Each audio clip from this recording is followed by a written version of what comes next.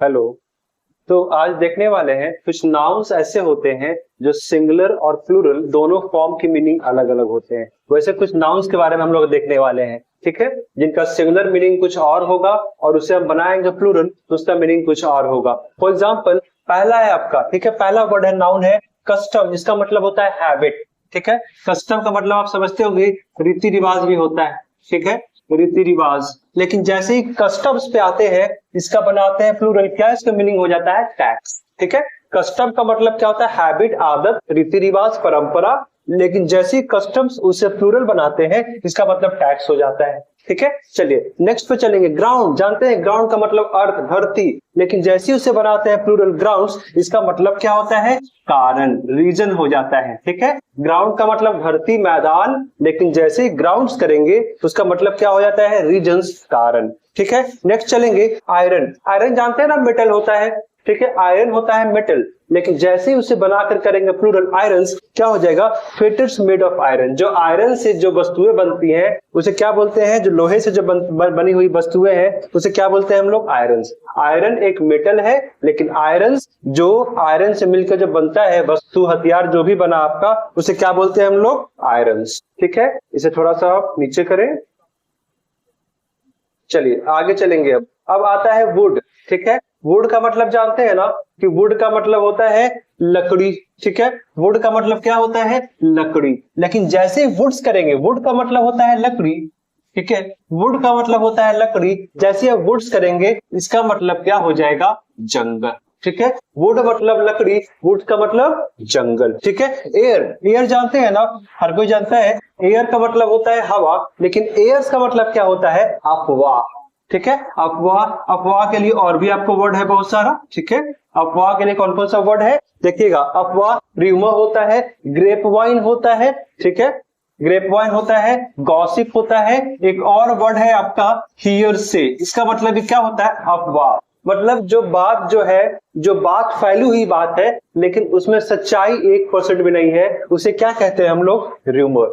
तो क्या है, एयर का मतलब हवा, लेकिन एयर्स किए इसका मतलब क्या होता है र्यूमर। ठीक है, ग्रेप वाइन, गॉसिप, अफवाह कहते हैं। ठीक है, आगे मीन समझते हैं ना, मीन का मतलब एवरेज होता है, ठीक है, औसत कहते हैं हम लोग। ठीक है, ये है मीन का मतलब एवरेज। लेकिन जैसे मीन्स आता है अ वे ऑफ, मतलब या वे ऑफ मतलब क्या है उसका, उसका कोई एक तरीका, अ वे ऑफ, साधन कह लीजिए। चलिए सबसे अच्छा क्या है साधन कह लेते हैं, a way of, a way of transport बोलते हैं ना, ये क्या है वहां जाने का एक साधन ये है।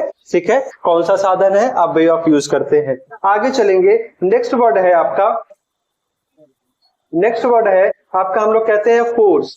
ठीक है, फोर्स कहते हैं, फोर्स, फोर्स कौन सा वर्ड है, फोर्स का मतलब जानते हैं ना पावर, स्ट्रेंथ, फोर्स। ठीक है, push and pull is called a force, वही वाला है।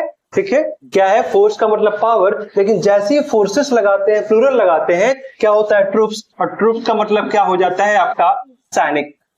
ट्रूप्स का मतलब होता है आपका सैनिक। तो फोर्स का मतलब पावर और फोर्सेस का मतलब ट्रूप्स। ठीक है, फोर्स का मतलब ताकत और फोर्सेस का मतलब होता है सैनिक। आगे चलेंगे, अब्यूज, अब्यूज का मतलब आपको मालूम होगा गाली देना। ठीक है, अब्यूज गाली देना, ठीक है, बहुत कॉमन वर्ड है, लोग यूज करते हैं। अब्यूज का मतलब गाली देना।